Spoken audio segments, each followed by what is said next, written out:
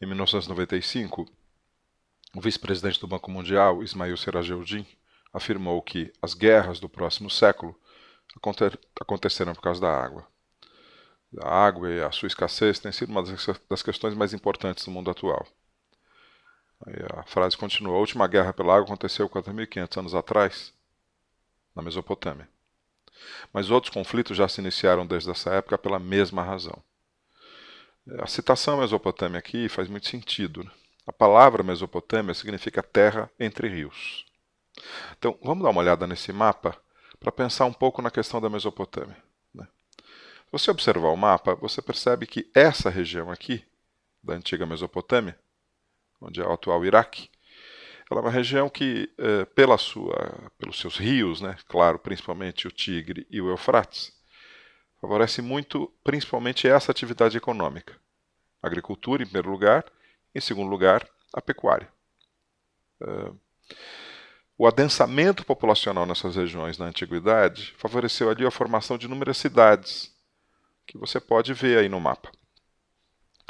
E quando essas cidades se reuniram, formaram ali um Estado. A finalidade fundamental desse Estado era organizar a economia, realizar, por exemplo, a construção de canais de irrigação que favoreciam a ampliação das áreas agriculturáveis. Quer dizer, a água ali tem um papel central.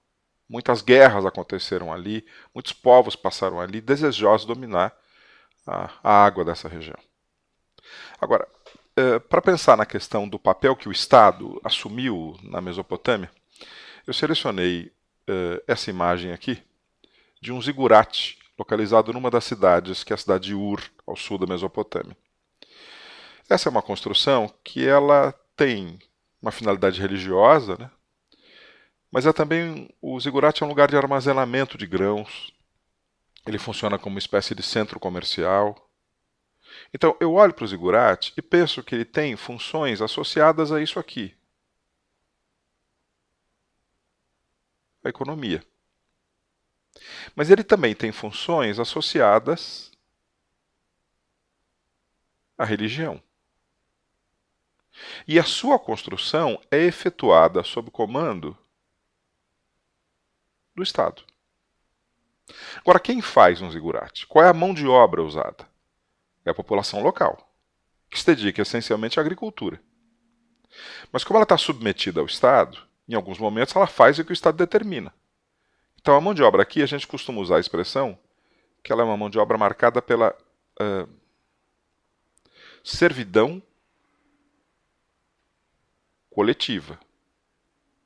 Quer dizer, é uma mão de obra que está submetida ao controle do Estado.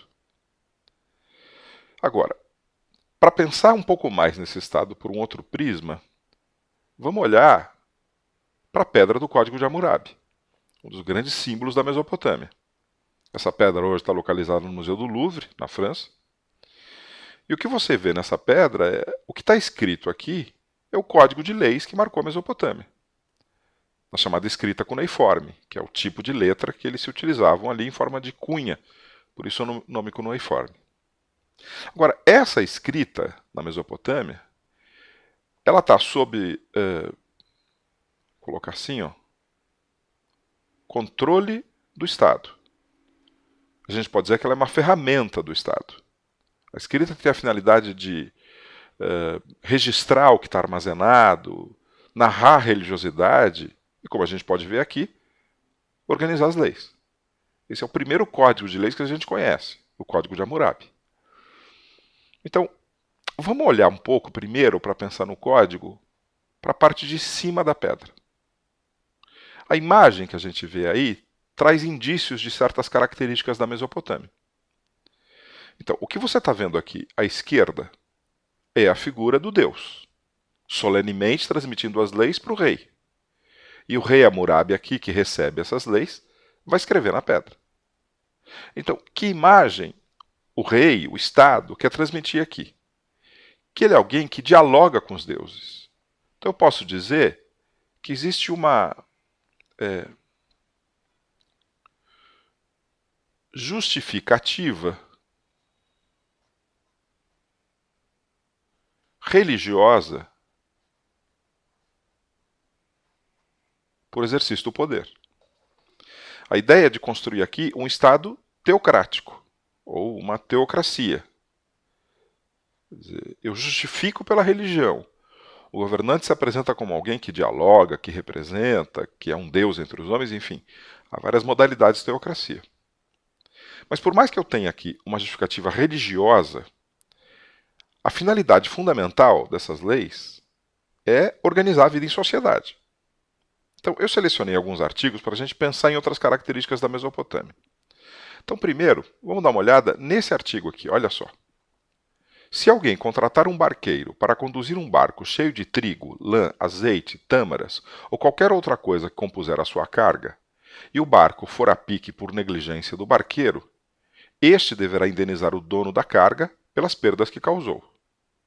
Então, evidentemente, aqui nesse artigo, a primeira coisa que me chama a atenção é a defesa da propriedade privada.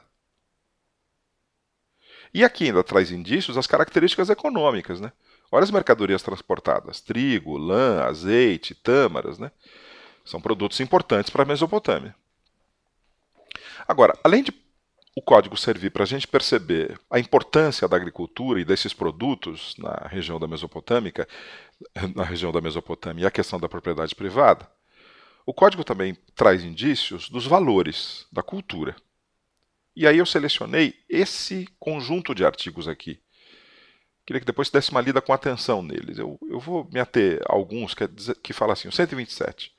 Se alguém difamar uma mulher consagrada com uma mulher casada, ou a mulher de um homem livre, que é aquele que não é escravizado, e não puder provar, deve-lhe arrastar esse homem até o juiz e raspar-lhe o cabelo. Então, ao mesmo tempo que tem a questão da proteção à mulher, a coloca submetida aos homens. Olha o 128. Se alguém tomar uma mulher, mas não concluir contrato com ela, essa mulher não é esposa. Estabelece aqui uma pena. Se alguém bater uma mulher livre e a fizer abortar, deverá pagar 10 ciclos, que é a moeda deles, pelo feto.